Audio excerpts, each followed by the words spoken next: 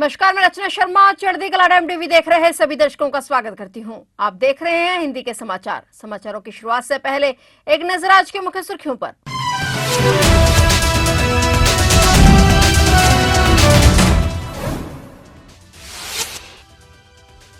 Guana में संसद के विशेष सत्र को संबोधित करेंगे पीएम मोदी। मोदी विदेश में किसी संसद को संबोधित करने वाले 14वें पीएम। भारतीय प्रधानमंत्री के लिए यह बड़ा रिकॉर्ड।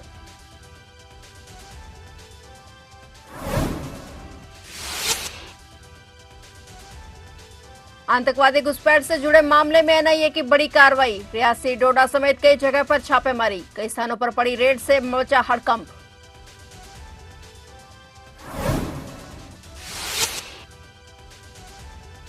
भारत कनाडा में बढ़ सकता है और तनाव। कनाडा ने भी रखी अनमोल बिश्नोई के प्रत्यार्पण की मांग। भारत पहले कर चुका है अनमोल बिश्नोई के प्रत्यार्पण की मांग।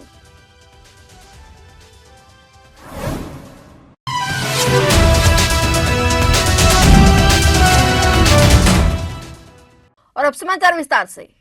2014 में प्रधानमंत्री बनने के बाद से पीएम मोदी ने अमेरिका से लेकर यूरोप, अफ्रीका, ऑस्ट्रेलिया और एशिया के कई देशों में संसद को संबोधित किया है। प्रधानमंत्री नरेंद्र मोदी आज गुरुवार को गुआना में संसद के विशेष सत्र को संबोधित करने वाले हैं। इसी के साथ यह 14वीं बार है जब पीएम मोदी विदेश में किसी संसद को संबोधित करेंगे। किसी भारतीय प्रधानमंत्री के लिए यह बड़ा रिकॉर्ड है। अधिकारियों के मुताबिक पीएम मोदी के अलावा मनमोहन सिंह इस तरह विदेश में 7 बार संसद को संबोधित कर चुके हैं। वहीं प्रधानमंत्री के तौर पर इंदिरा गांधी ने यह 4 बार किया है, जबकि जवाहरलाल नेहरू को यह मौका 3 बार मिला। राजीव गांधी और अटल बिहारी वाजपेयी ने दूसरे देश की संसद को 2-2 बार संबोधित किया है। मोरारजी देसाई और पीवी नरसिम्हा राव को 1-1 बार यह मौका मिला। एशिया में पीएम मोदी भूटान, नेपाल, श्रीलंका, मंगोलिया, अफगानिस्तान और मालदीव के सांसदों को एक साथ संबोधित कर चुके हैं।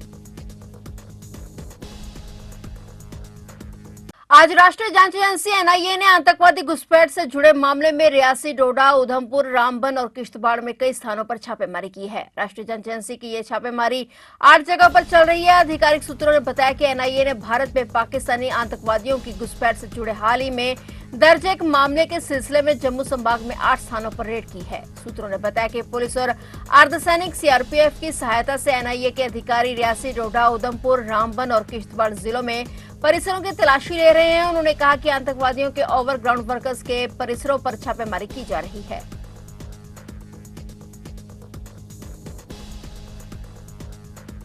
पंजाबी गायक सिद्धू मूसेवाला की हत्या से पहले देश छोड़कर विदेश भागने वाले गैंगस्टर लॉरेंस बिश्नोई के छोटे भाई अनमोल बिश्नोई की अमेरिका में हुई गिरफ्तारी के बाद भारत सरकार के साथ साथ कनाडा सरकार द्वारा भी उसके प्रत्यार्पण की मांग रखी गई है और माना जा रहा है कि अमेरिका सरकार उसे पहले कनाडा के हवाले करने जा रही है। बता दें कि भारत सरकार ने अमेरिका की सरकार से अनमोल बिश्नोई के प्रत्यार्पण की मांग की थी, लेकिन चंद दिन पहले ही अनमोल बिश्नोई की अमेरिका के पोंटा बेटनिंग काउंटी में हुई गिरफ्तारी की खबर सामने आने के बाद सरकार ने एक बार फिर उसे भारत के हवाले करने की मांग की थी। इससे पहले कि अनमोल बिश्नोई को अमेरिका सरकार भारत के हवाले करती, उसी समय कनाडा सरकार ने भी अमेरिका सरकार से अनमोल के प्रत्यार्पण की मांग रखती है। इसके पीछे कनाडा में पिछले कुछ समय के भीतर अलगाववादी समर्थकों की हुई हत्या और कई मशहूर पंजाबी सिंगरों सहित उद्योगपतियों के घरों पर एक्सटॉर्शन की मांग को लेकर हुई फायरिंग की घटनाओं से जोड़कर देखा जा रहा है। अब देखना यह होगा कि मोस्ट वांटेड क्रिमिनल अनमोल बिश्नोई को अमेरिका की सरकार भारत को सौंपती है या फिर कनाडा सरकार के हवाले करती है। अंग्रेजी का शब्द टेलीविजन ग्रीक शब्द टेली और लैटिन शब्द विजन से मिलकर बना है। टेली का अर्थ है दूरी पर तथा विजन का अर्थ है देखना और अर्थात जो दूर की चीजों को दर्शन कराए वह टेलीविजन। आज दूर घटित घटनाओं को घर पर बैठ देख पाना टेलीविजन का ही कमाल है। जी हां, आज वर्ल्ड टेलीविजन डे है। भारत में पहली बार 15 सितंबर 1959 को टेलीविजन की शुरुआत हुई है। यह संचार का सर्वाधिक लोकप्रिय माध्यम है जिसका आविष्कार जॉन लोगी बेयर्ड ने 1925 में लंदन में किया था। टेलीविजन शब्द का सर्वप्रथम उपयोग रूसी साइंटिस्ट कंस्टेंटिन परस्कायल ने किया और ये टेलीविजन से विश्व पर पड़ने वाले प्रभाव और उसके बढ़ते योगदान से होने वाले परिवर्तन को ध्यान में रखकर 17 दिसंबर 1996 को संयुक्त राष्ट्र सभा ने 21 नवंबर को वर्ल्ड टेलीविजन डे के रूप में मनाने की घोषणा की। शुरू में इसका नाम टेलीविजन इंडिया रखा गया। 1975 में टेलीविजन इंडिया का नाम बदलकर दूरदर्शन कर दिया गया, जो इतना लोकप्रिय हुआ कि यह नाम टीवी का ही पर्याय बन गया। दिल्ली की पटियाला हाउस अदालत ने दिल्ली के बीकानेर हाउस की कुर्की का वारंट जारी किया है, जिसका स्वामित्व राजस्थान की नगर पालिका नोखा के पास है। यह आदेश messrs infra engineers private limited के पक्ष में पारित एक मध्यस्थता पुरस्कार के निष्पादन मामले में पारित किया गया है। जिला न्यायाधीश विद्या प्रकाश ने निर्देशों का पालन न करने पर कुर्की का आदेश जारी किया है। अदालत ने जेडी को 29 नवंबर को सुनवाई की अगली तारीख पर पेश होने का भी निर्देश दिया है।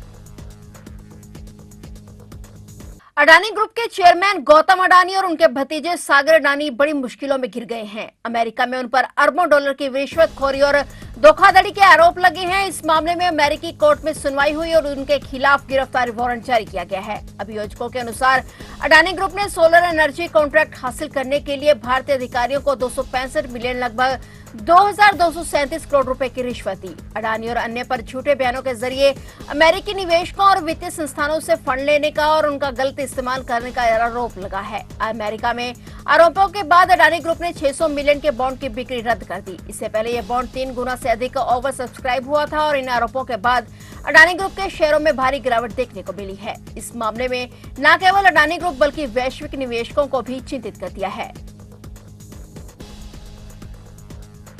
उत्तर प्रदेश के अलीगढ़ से भीषण सड़क हादसा हुआ है। यह हादसा यमुना एक्सप्रेसवे पर हुआ है। यमुना एक्सप्रेसवे पर डबल डेकर बस और ट्रक की भीषण टक्कर हो गई। इस हादसे में 5 यात्रियों की मौत हो गई, वहीं 15 से अधिक यात्री घायल हो गए। घायलों को अस्पताल में भर्ती कराया गया है, वहां उनका इलाज जारी है। मिल रही जानकारी के मुताबिक यमुना एक्सप्रेसवे के माइलस्टोन 56 पर यह सड़क हादसा हुआ। हादसे को लेकर मुख्यमंत्री योगी आदित्यनाथ ने दुख जताया है। उन्होंने घायलों को समुचित इलाज का आदेश जारी किया। सीएम योगी के आदेश के बाद अधिकारी भी मौके पर पहुंचे। दिल्ली से आजमगढ़ जा रही स्लीपर बस कांच की बोतलों से भरे ट्रक में जा घुसी। एक्सीडेंट इतना भयावह था कि मौके पर ही 5 लोगों की दर्दनाक मौत हो गई। अलीगढ़ के टप्पल थाना इलाके में हुई घटना को लेकर जांच शुरू कर दी गई है।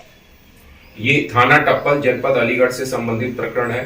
थाना टप्पल के यमुना एक्सप्रेसवे पर बीती रात लगभग 12:30-1 बजे के करीब एक डबल डेकर बस जो कि दिल्ली से आजमगढ़ की तरफ जा रही थी, यमुना एक्सप्रेसवे पर कोहरे के कारण आगे जाते हुए एक ट्रक से ओवरटेक करने के क्रम में ट्रक और बस में भीषण भिड़ंत हो गई, जिसके परिणाम स्वरूप उस बस में सवार कुल 5 लोगों की मृत्यु हो गई तथा 15 अन्य व्यक्ति घायल हैं। घायलों को उपचार हेतु निकटवर्ती जेवर के कैलाश अस्पताल में भर्ती कराया गया है। जो मृतक व्यक्ति हैं उनका पंचायतनामा भर के पोस्टमार्टम की कार्रवाई की जा रही है। मौके से जो ट्रक है उसको पकड़ लिया गया है। आवश्यक वैधानिक कार्रवाई पुलिस द्वारा की जा रही है। मुख्यमंत्री योगी आदित्यनाथ ने अपना एक और वादा पूरा कर दिया है। 21 अक्टूबर को पुलिस स्मृति दिवस के दिन मुख्यमंत्री योगी आदित्यनाथ ने घोषणा की थी कि शहीद पुलिस कर्मियों को मिलने वाली अनुग्रह राशि देने में जो खामियां हैं उसे जल्द ही ठीक किया जाएगा। अब अनुग्रह राशि को लेकर जो खामियां थी उसे ठीक करते हुए नया शासनादेश जारी कर दिया गया है। इसके तहत अब शहीद अविवाहित पुलिस कर्मियों के माता पिता को अब अनुग्रह राशि के तौर पर 50 लाख रुपए मिलेंगे। महिला पुलिसकर्मी के शहीद होने पर उसके पति या अन्य कानूनी वारिस को अनुग्रह राशि दी जा सकेगी। सीएम योगी ने कहा कि अब शासनादेश के तहत इन खामियों को दूर किया गया है। झारखंड के हजारीबाग जिले में आज पटना जा रही बस के सवार कम से कम 7 यात्रियों की मौत हो गई और कई अन्य घायल हो गए और बस सड़क पर मुड़ते समय पलट गई। दुर्घटना के समय बस में लगभग 50 यात्री सवार थे। बस कोलकाता से पटना जा रही थी। बताया जा रहा है कि यह सड़क 1 वे है और 6 लेन सड़क निर्माण के दौरान सड़क काट छोड़ दिया गया है और इसके चलते बस कंट्रोल से बाहर होकर खड्डे में पलट गई। ऐसी आशंका जताई जा रही है कि ज्यादा धुंध होने के कारण विजिबिलिटी बहुत कम थी, जिस वजह से ड्राइवर ने अपना संतुलन खो दिया और बस गड्ढे में जा गिरी। फिलहाल इस हादसे के पीछे का कारण स्पष्ट तौर पर सामने नहीं आया। इसे लेकर स्थानीय प्रशासन टीम की जांच जारी है।